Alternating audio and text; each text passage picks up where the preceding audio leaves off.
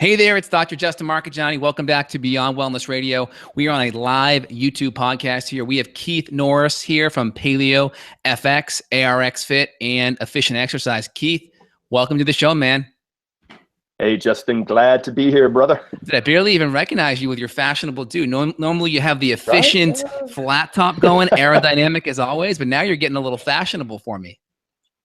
I decided to grow it out. It'd been, 5, 6 years or so since I had the flat top, and I was like, it's time for a change. So I'm going through that very, very painful process of coming back to some kind of a normal hairstyle from a flat top, which you can imagine is a little bit difficult. So shout out to my hairstylist at Bird's Barbershop, Michelle, for having such patience and easing me through this very, very trying process.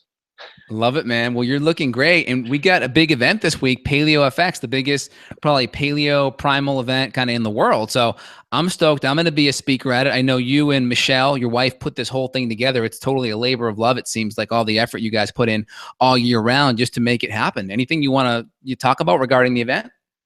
Yeah, well, first of all, it's a team effort, and our Paleo FX family, the team at Paleo FX has grown immensely, and we could not do anything near this without them and all their dedicated efforts. And I can tell you that in the last couple of weeks, they work hard year round, but in the last couple of weeks, they have really been pushing it.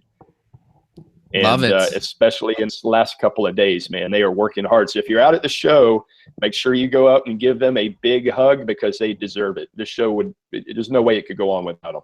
Love it. Looks so very stoked. We got Rob Wolf, we got Chris Kresser, Mark Sitson's going to be there. So a lot of big names in the paleo community dropping lots of knowledge bombs. Very, very excited. Excellent. Now, are you going to be presenting out there? Oh, Promoter too? That's great. Oh yeah, you'll be out there as well. Presenting, no. I have this kind of ick factor about presenting at my own show. So this is totally everybody else's platform, not mine. I'm there to serve and provide a platform for everybody else. That's great. And anyone listening, there's some live stream options too. So anyone that can't make it down to Austin here for the week, even though the weather's beautiful, we're going to put some links below here so you can access the live stream and still be able to connect even if you're abroad. Yeah. I mean, nothing beats being at the live show, all the networking options and just, rubbing up with people, hugging people, talking with people face to face. But if you can't be here and you can't enjoy the beautiful weather here in Austin and the awesome vibe here in Austin, then next best thing is pull up the live stream and check it out from there because it will whet your appetite to come the following year for sure. Totally. And can you talk about how this event kind of evolved over the last 5 or 6 years? It was a very kind of small event and now it's just blown up. Can you just kind of walk through the evolution of how this started, how you and Michelle kind of birthed this baby and how it grew into what it is now? Yeah, well, in a nutshell, the whole idea was formed sitting on an airplane at LAX. We were waiting for takeoff after the initial ancestral health symposium that took place out in LA. It was at UCLA that year, and that was the first year they had done it. We had a fantastic time. It was the first time many of us had met in person, right? The first really big gathering of all these paleo people in this brand new movement that was forming up. And went out there, had a fantastic time, but that as they should be. Ancestral Health Society is a very academic society, and it's an academic conference. And we thought, there needs to be a little bit more of a rubber meets the road show. I mean, we definitely need the academics, no doubt. We need that for sure to keep the movement alive, but there needs to be a middle option there for people who understand that all of this, that this whole movement is backed by science. Absolutely. But, what do they do in their day-to-day lives to be able to pull this off? And so that was the underpinning of the show. We put together something very, very quick. How we pulled it off, I still don't know. Again, dedicated effort from a lot of different people, not just Michelle and I, but a lot of people who bought into the idea. And we got Rob Wolf to sign up right off the bat to be the first speaker. And we told them, we don't even know what it is, but we need a speaker. we need a big name to come in and kind of pull this off. And he's like, hey, any chance to hang out with you guys for a week in Austin? I'm in. I don't know what you guys are trying to pull off, or even if it will come about, but yeah, I'm in. Sign me up. So from that, we were off and running. We had about 800 people the first event, and 12 vendors, 10 Got of it. 10 of which we just begged to come in and set up a table just to have somebody there. And now, we take over the entire Palmer Event Center. We're even moving outside of the Palmer this year for the first time, just because the movement has grown so fast and so furious. 150 plus vendors, sponsors, thousands of attendees now, over the 800 we had the first year, over 100 speakers, Justin, yourself being one of them. Yeah. Networking opportunities. It is the largest paleo show in the world right now, and we're very proud to pull it off. But I will tell you that it is only a reflection of the paleo movement as a whole. And if the paleo movement as a whole wasn't there, we would never be able to pull this off, because we're just a reflection of that.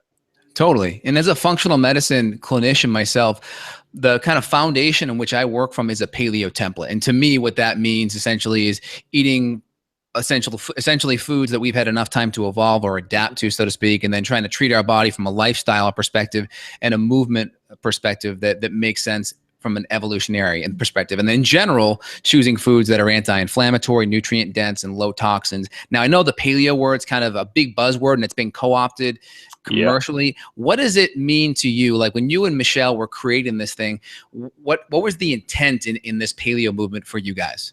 Yeah, so the basic mindset that we bring to this is nothing makes sense except as seen through the lens of biology, right? And the lens of evolution. So everything we do, whether it's diet, movement, relationships, finances, even spirituality, even all of these things have to be seen through the lens of biology and the lens of evolution for it to make sense and for it to function for us. Right. And to the extent that we've removed ourselves from that, to the extent that we have put ourselves in an environment that is a mismatch to that process, we find ourselves in trouble. And so the intent is not to go back to the cave and spear. That's not what anybody wants to do. But the intent is, how can we leverage the beautiful gifts of technology that we do have and do it in such a way that actually helps our genome instead of hindering it. And that's the whole idea. And again, you can extend that to diet, fitness, any aspect of your life. If you look at it through that lens, things begin to make sense. Right. We don't want to throw the baby out with the bathwater. We have some things maybe today that are better, but we're grabbing some of the, the old knowledge in the past that we may have forgotten. We're applying it today. That totally makes sense. Absolutely. And you'll see many biohacking companies out at Paleo FX because they realize that. And the only reason these biohacking companies exist is because the people within the community are asking for it, right? So there's that give and take. The market asks for it, the market will provide. And so again, going back to the first year, we had Paleo FX with 12 vendors. Now we're over 150.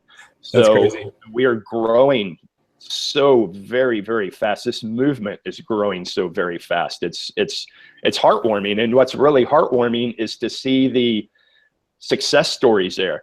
And not just obviously, I'm not just talking about the health and wellness stories, because there's so many of those, from diabetics who have essentially come off of all medications to 150-pound weight loss just with straightening out the diet. I mean, all these success stories. But then we have all of these entrepreneurs who are now able to pursue their dream of being an entrepreneur, number one, make a good living, number two, but give back to society, and which is even more so important, number three, they're actually doing something that they can feel good about and make money while doing it. So that's thrilling to us. I love it, because in this paleo movement, we have people that are grabbing this information and they're taking it and they're applying it to themselves and getting better and getting healthy, which is great. And then we have clinicians like myself and you, because you also own many gyms in the Austin area, Efficient Exercise, where I imagine you have some technology, which we'll talk about in a bit on the exercise side. But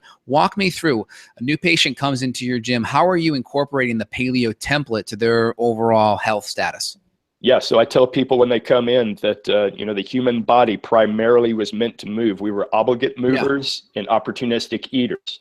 And the first thing that their ears perk up, opportunistic eater, that means I get to eat everything in front of me. Right. And I say, yes, Now imagine yourself 200,000 years ago. Now eat everything that was in front of you that didn't A, kill you first, or B, poison you after you ate it.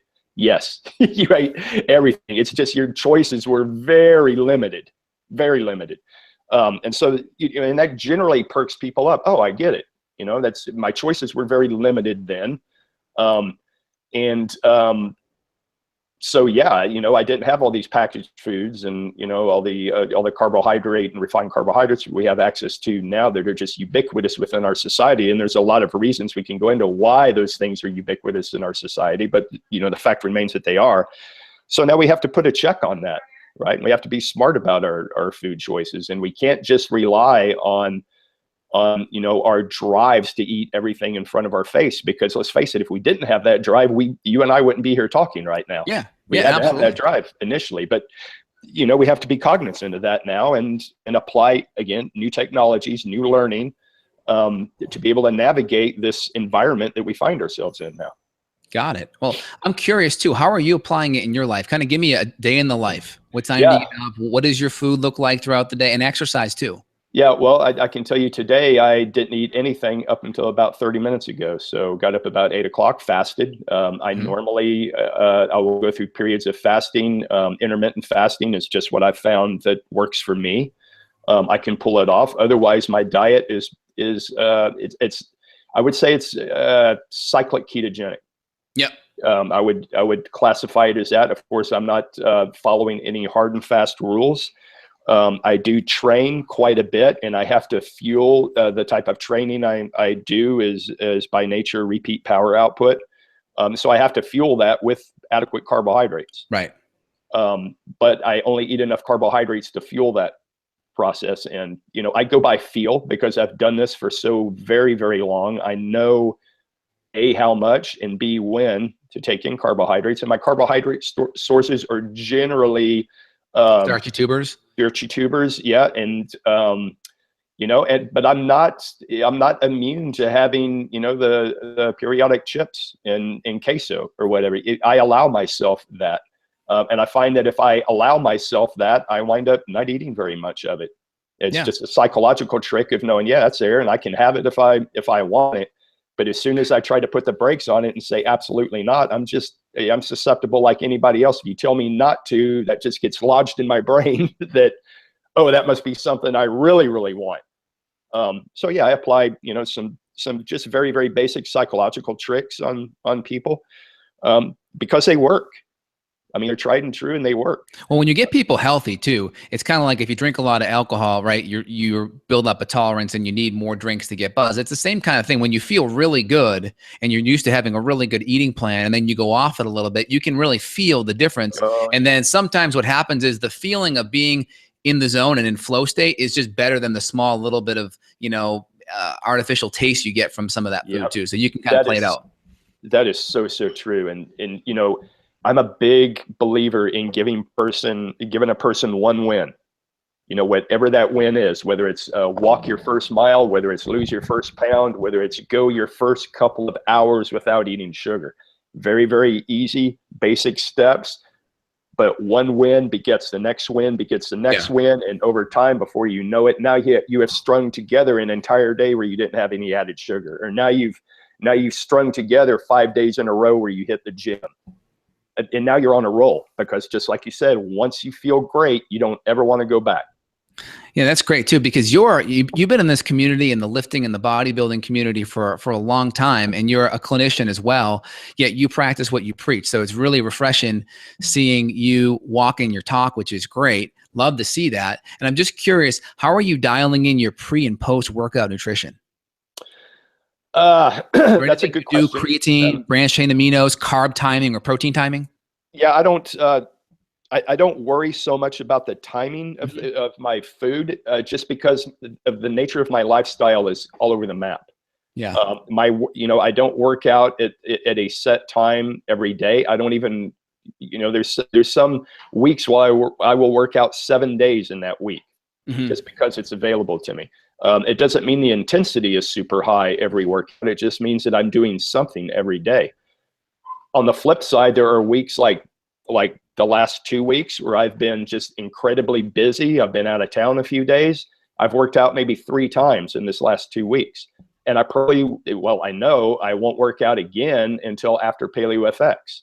Right. But then, but I don't beat myself up about it. That's just the way it is. So I can float in and out of those scenarios very, very easily. So to answer your question there, if I were to put a nice tidy bow on all of this, I would say, do I work out frequently? Yes, as frequently as I can. But the key to it is I waive intensities with every workout. Mm-hmm. So I don't blow myself up every time in the gym. I'll blow myself up, maybe once or twice a week. And then the rest of those workouts are more moderate in nature, call it, going 80%.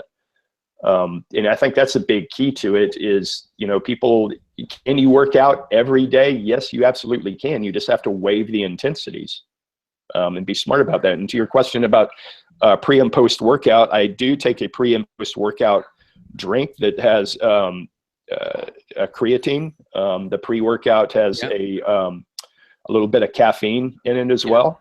I'm pretty much a coffee hound too, even though I've gone through periods in my life where I've completely cut coffee out. A, just to see if I could do it. B, to see if there was any health benefits to it. Right now I'm back in a coffee kick. I'm back on the upswing of that. But yeah, to answer your question, basic things like zinc, creatine, or those types of supplements that I will take pre and post workout. And I'm not to go into a vitamin pitch here, but I'm a founding member of ID Life, which is a nutritional supplement company. So I use their products. But again, not to go into that pitch. I just happen to really, really like their pre and post products. That's good. And what's the name of those products? We'll put the links down below. Yeah, it's ID Life. ID Life, and you can just look for. Whoops. Am I still plugged in? You can just look for the pre and post workout products. I can send you a link to my. Yeah, please send us a link. We'll put it underneath so people can take a look. They're great products. The creatine that we use in those products is Crea Pure, which means is that alkaline buffered? Yeah, I'm not sure. That I don't know. I do know you can get away with taking much less of it, so it's not like the old school creatine monohydrate, which was a fine product. You had to load up on it and had to take quite a bit, and that could cause some gastric distress in some people. With the Crea Pure, it's about half the dose of the monohydrate. Yeah, that's probably the alkaline then. That's the buffer. Yeah. Totally makes sense. Good. So we got those. That's what you're doing pre and post. And then walk me through your workout, because you're incorporating a technology called ARX Fit, correct? And this is kind of like an isokinetic, really. It's isokinetic. Yeah, the easiest way to explain it is isokinetic for people who know strength and conditioning. For people who don't know strength and conditioning, if you could imagine doing a bench press, just an old school bench press, and imagine that you had some evil elves on either side who are able to load or deload the weight on the bar to perfectly match your maximum force output in each of the positions of the range of motion, both concentrically and eccentrically. Right. That's essentially what we're doing with the ARX Fit equipment. What does that mean? That translates into 1, 2, or 3 repetitions at most, going all out, and you're spent. I mean, you just can't do anymore because you're physically taxed to your maximum throughout the full range of motion. If you choose to use the equipment that way, that's not the only way you can use the equipment. You can moderate your force output and get more repetitions out of it, and there's advantages for doing it that way for sure. Because then you can also use it as a rehab tool as well. So I've rehabbed people from ACL surgery using the same equipment that I could go on immediately following that client and go just, balls to the wall on. And I noticed you guys also incorporated a new cable version in the last few years. How's that going? It's been going fantastic. In fact, that particular unit is selling, A, because it's cheaper, B, because you can do more exercises on it. So the cost per exercise ratio is more in line with what people are willing to spend. But yeah, it's a fantastic tool as well. So we have what you call a hard fixed version, and we have a cable version of that machine, and we have another version that we're currently working on. It'll be coming down the pike soon. Both of those, by the way, you'll be able to see at Paleo FX. We'll have them on the floor. And in addition to the ARX Fit equipment, we also work with Real Fit Test Score. We put on what you could consider a combine for the regular guy. Yeah. We'll just put it that way. It's a series of 10 exercises, and those exercises are easy to perform technically, but they are very telling on an athletic output. In other words, like a vertical jump, very easy to perform. Everybody can vertical jump. Great athletes vertical jump very, very high. Not so good athletes don't vertical jump very high, but everybody can do a vertical jump. Everybody can do a broad jump. The exercises we have picked, everybody can do. It's just a better athlete you are, the better you'll be able to do them. And so that's a fun competition. That's been a big hit every year. And we do incorporate the ARX Fit equipment in that for the high force production stuff, and the leg press and the chest press is what we have, I think, on tap for these for this round of combine. So that's fun as well. People really, really enjoy that. And you get to check your scores against everybody else that's at the show, but you also get to check your scores against everybody else in the Real Fit database, which is huge. Wow. And another interesting side note is some of the exercises, like the 40-yard dash, for example, you can also compare yourself to the best in the NFL and see how your 40 stacks up against those guys, which can be very humbling. We'll just put it that way. Absolutely. Very cool. And then that's called Real Fit. And how does that plug into ARX, or does it? Or is it just something that runs parallel to it? It's just Dave Pottswald owns Real Fit Test Score, and we're just very, very good friends. And there's some business, some business alignment there. We're looking at rolling out these combines across the nation here. That's one of my projects coming up. It's to try to work with Dave and pull that off. So we're take that particular part of the show on the road, and it'll be fun. We'll see where Very cool. Very cool. Now, I've done the ARX Fit a handful of times. It's the one thing I can tell you, what you said before, like 3 reps and you are spent. So the idea, like, you don't have a lot of time. It's just a few minutes to be able to kind of get that into your routine, which I like. 2 questions out of that, though.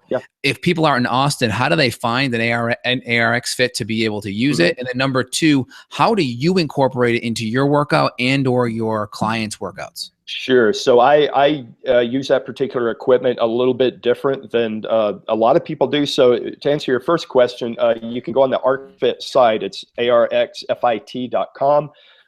There is a search function on that site, and it will show you the nearest ARX Fit to your town, essentially. We've only been in full-scale production mode and sales mode for about the last year and a half or so. So there's not that many out there, but we are manufacturing and shipping just as fast as we can.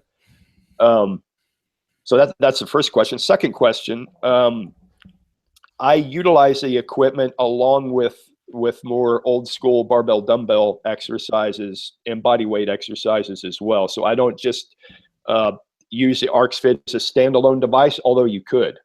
I tend to like to mix and match, and because I think there's a lot of value in, well, let me back up. Most of the blowback you get from people who are purists in the strength and conditioning game would be, they would tell you that, if you stay on a machine too long, you'll get kind of locked in that particular range of motion, and it's not functional, right? Because it is a machine, which to some extent I agree. I mean, we are, multiplanar. We move in many, many directions, and so to incorporate more functional movements, I do more functional movements. I just happen to have access to the ARX Fit equipment too. So now in those fixed positions, I can load my body way above and faster than I would with a barbell exercise. Now, for instance, last night, I can do deadlifts very, very effectively on the ARX Fit equipment. It just so happened last night I wanted to do free weight deadlifts, and I did free weight dips, both exercises I could have done on ARX Fit, but earlier in the week I had done similar movements on the ARX Fit, right? So I'm like, okay, now it's time for a little bit more functional movement pattern. So I wave and weave the ARX Fit into the workout as well. Same thing I would do with my clients. Now my clients' workouts are about a half hour in length. And it's just because that's the way the training is set up at Efficient Exercise. And our clients like it that way. Our clients are mostly, doctors, lawyers, professionals, people who are on a fixed timeline. But whenever I work out, I don't have any time constraint whatsoever. Generally, I'm for sure am not locked into a half hour, so I can pretty much do whatever I want in there. And there's some workouts that it's only ARX Fit, and there's some workouts where I don't use ARX Fit at all. It just kind of depends. Mostly it's a mix and match. So when you're doing RX Fit, you said like the goal of doing the free weight functional movements is you're going to be developing stabilizers, and there's a lot more functional movement pattern, multi-planar, like you said. But with the ARX Fit, you're going more for a goal of just putting a whole bunch of load on that joint and that muscle. Is that the? Yeah. So, if you look at the stability force continuum, right, the less stable you are, the less force you're going to be able to produce. Correct. And that's fine in many instances. I mean, most sports are played in an unstable environment. I mean, if you just look at soccer and how much time you spend on one foot, for instance, running and kicking, Totally. So that's a totally unstable. So it's a totally unstable environment. And you need to train quite a bit in an unstable environment for that particular sport, or just for life. But there is value in maximizing, in instances of maximizing force output in a very, very stable position. And so it's just a play. I tell people and clients, it's kind of like the difference between being flexible like a martial artist or a yogi, right? And being very, let's call it tight, like a sprinter. So many people don't realize how inflexible sprinters are. Well, there's a reason for that. I mean, they're meant to be springs, right? not slinkies, right? Exactly. And so you look at the yoga practitioner; they're a slinky. They're not meant to be a spring. That's not what they do. Most people need to be in between that continuum somewhere to be very, very healthy. So, it's the same idea. It's whenever we talk, one of the biggest problems in fitness, I think, is that we tend to paint these ideas in absolutes, in black and white. And that's generally, unless you're an elite sprinter, or unless you're, I don't know what you would call it, an elite yogi, but unless you're an elite vet, you need to be somewhere in that middle continuum to be very, very healthy. And that's what I strive for. That's what I strive for also in the mix of being stable and very, very strong in a fixed plane as well. So totally makes sense. Yeah. Very cool. And I'm just curious, how are you incorporating it in your workout from like a movement pattern? Just like walk me through your last workout, for instance. What movements did you do? Like what were the movement patterns? Deadlift, squat, push, pull, and how did you weave it in there? Can you walk us through that? Yeah. So my workouts are a little odd in the fact that, let me back up one more step. And so here's another way I incorporate fitness in my life. I have positioned myself such that I don't have a car. I don't own a car personally. Michelle owns a car, so it's not like I'm totally carless. Yeah. But I have positioned myself on purpose not to own a car. I have a lot of meetings to go to. I've got a lot of traveling to do, but I do it all on bike. It's a combination of bike, bus, walk, this kind of thing. And I did that purposely to myself because I was, I'm getting a little soft. I go out and, my car's always in the driveway, and, that's always my first option is if I have to go somewhere, grab the keys and go. After a while, I was like, you know what? That's ridiculous. I need to put myself in an atmosphere where I'm a little uncomfortable.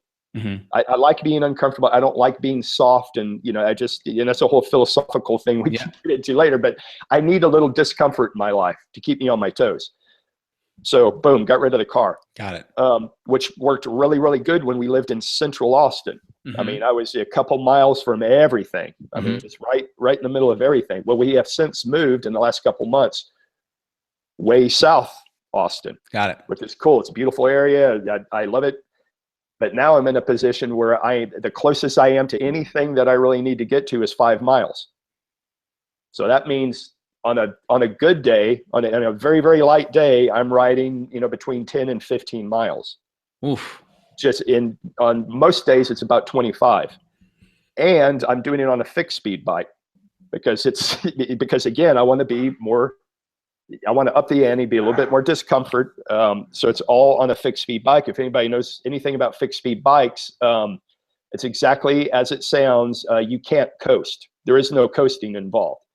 If the wheels are turning, your legs are pumping. You're either applying force or you're braking. So that's going to be tough in the summertime though, when it's 100+ degrees out here. It's a commitment. I'll put it that way. It is a commitment to do it, but it's like anything else. You ease into it. The weather changes. You acclimate to it. Except in Texas, where it can go from 60 to 95 in a day. And vice versa. But yeah, you get used to it. And, I'm lucky enough to be involved in events in health and wellness. And so if I show up to a meeting sweaty, then people are like, oh, that's just what he does. So, so that's just about every day that I'm on a bike. So I'm getting that constant movement every day. So I have to incorporate that I have done that in my lifting scheme too. So for instance, you were asking about a typical workout.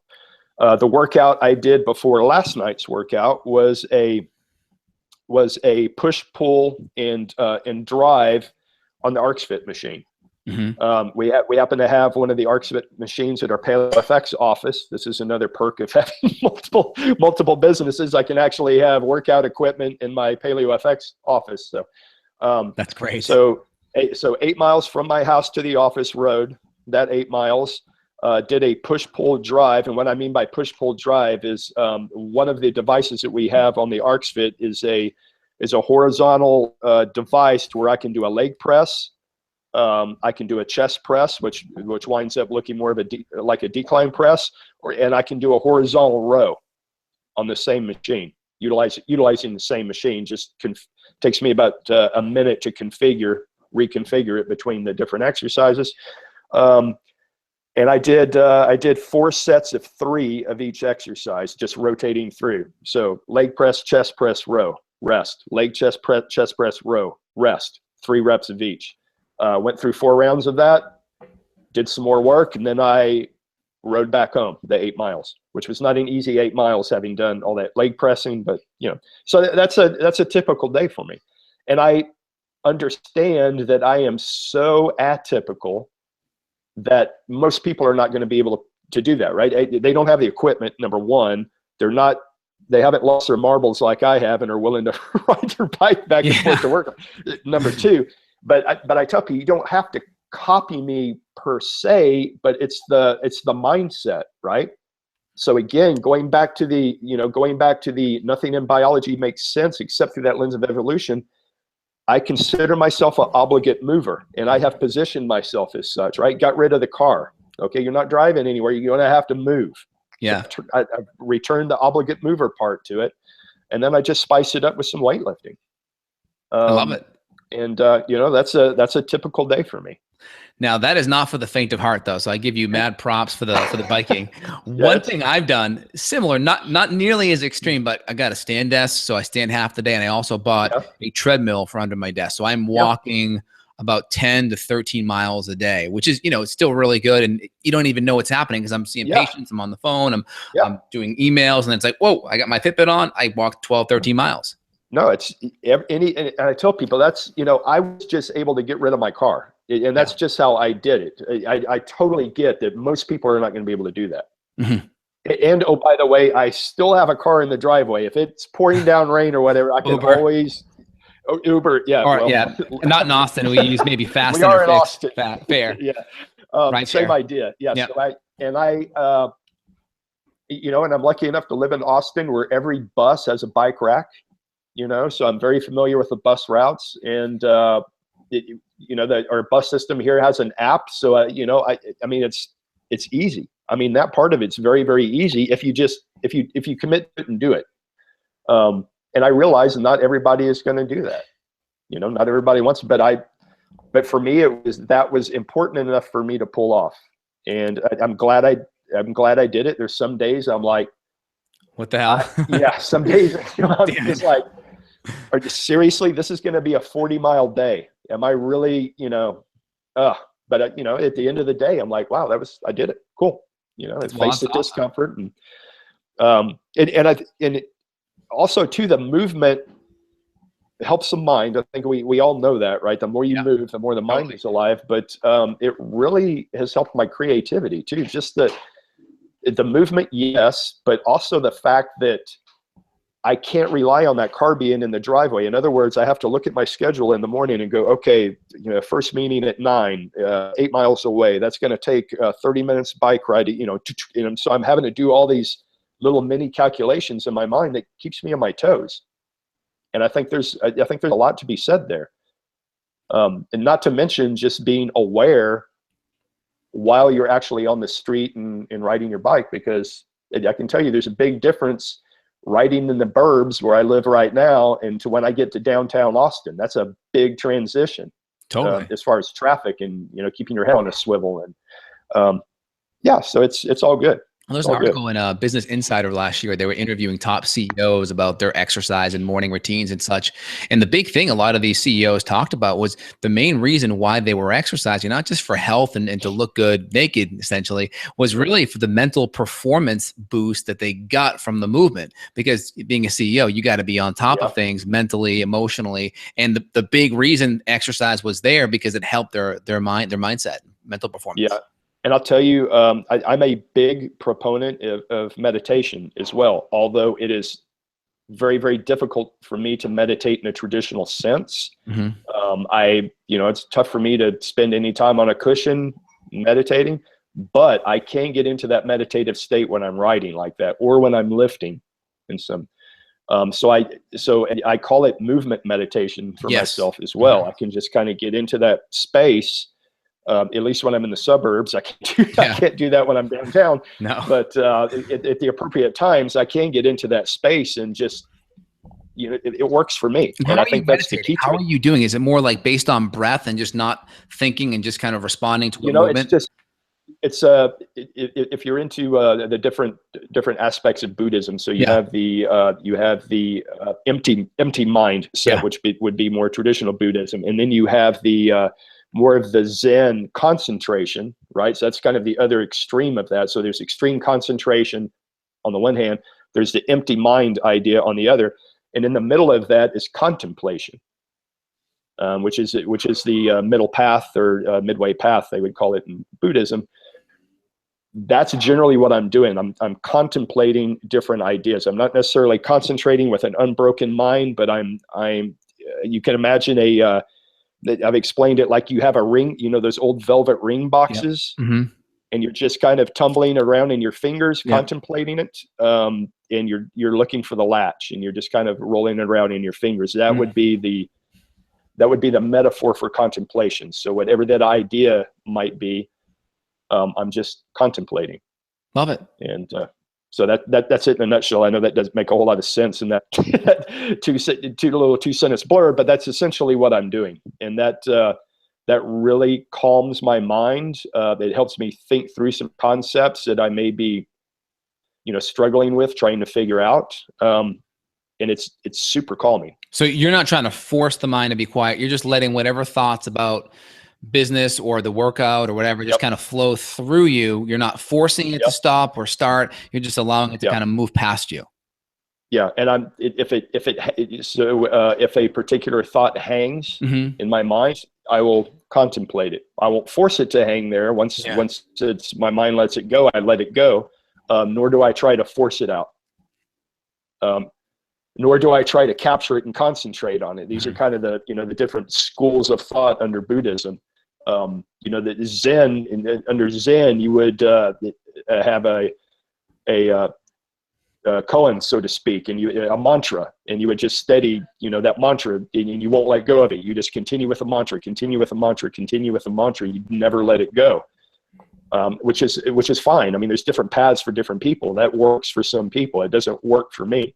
Nor does a completely empty mind necessarily work for me. In some instances, it can, but generally it doesn't. But what works for me is that middle path.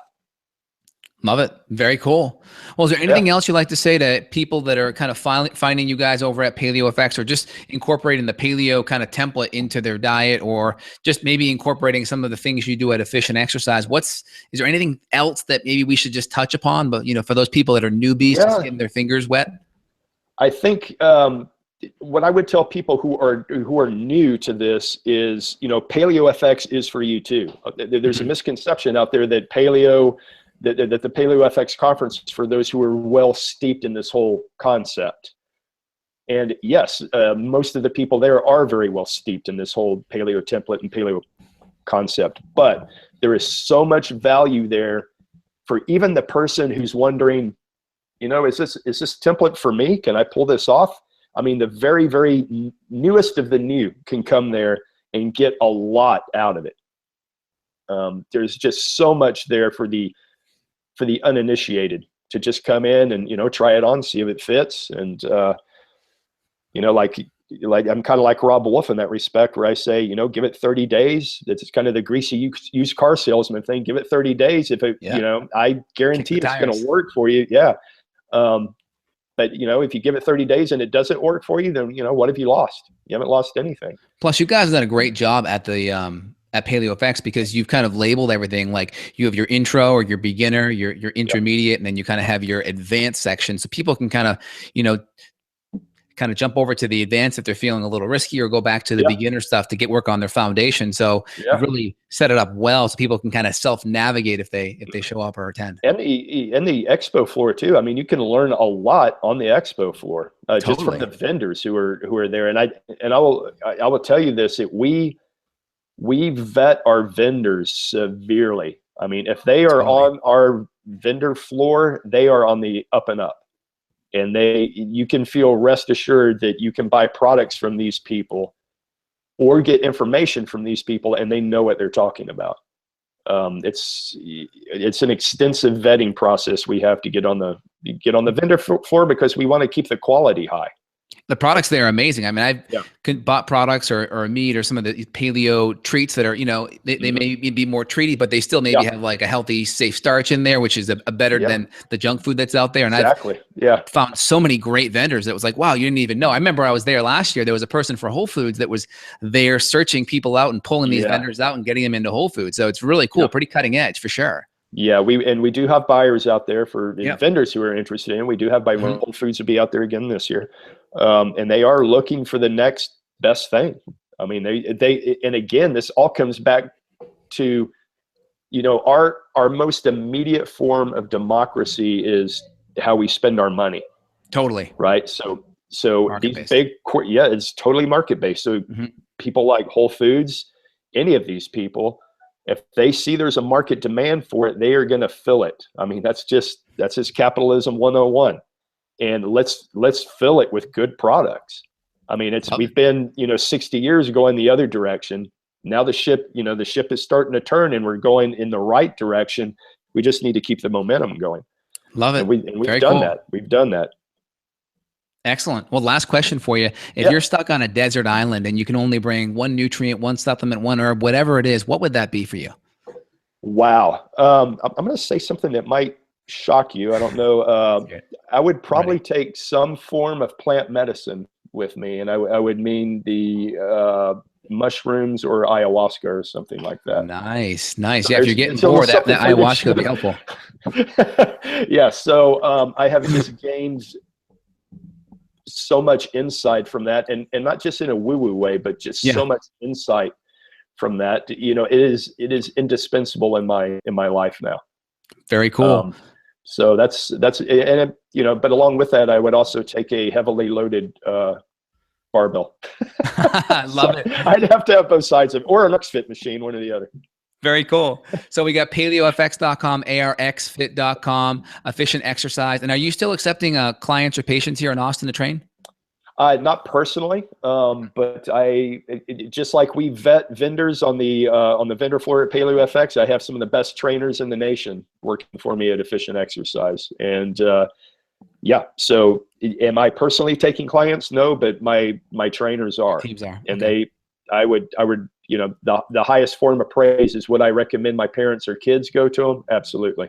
So, love it. Very good. Is there anything we missed? Anything else you want to touch upon, or any other links or URLs we missed? Yeah, come to Paleo FX, man. I just want to send that out there to everybody, especially those of you who are already in Austin, man. You are really, come out there and check it out. Change your life for the better. If we can't, we have the live stream access too, right? Yep, we have the live stream access. Great. We'll put links below, guys, for everyone. Absolutely. And I would say, whatever it is you believe in, Vote that way with your dollars. That's how we're gonna affect change in this marketplace. Keith, I appreciate it, man. Great chat today. Thanks, Justin. Thanks for having me. You too. Take care. Yep.